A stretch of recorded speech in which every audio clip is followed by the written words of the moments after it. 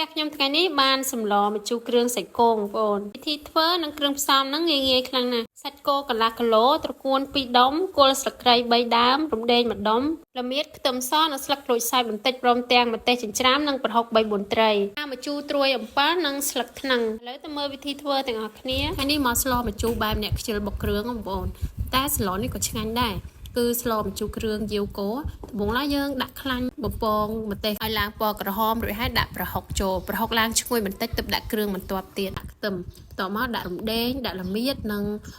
ដើម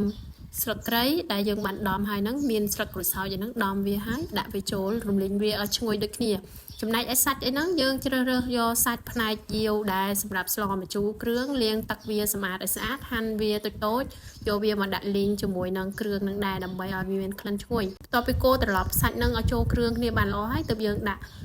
ទឹកចូលរំងាស់វាឲ្យផុយដាក់គ្រឿងម្សៅស៊ុបប៊ីចេងស្ករទឹកត្រីរួចហើយបន្តស្ងោរសាច់គោហ្នឹងរហូតដល់ផុយចាំដាក់ត្រកួនព្រោះថាត្រកួនហ្នឹងយើងដាក់ឲ្យលើកចុះញ៉ាំភ្លាមតែម្ដងកុំឲ្យវារលួយ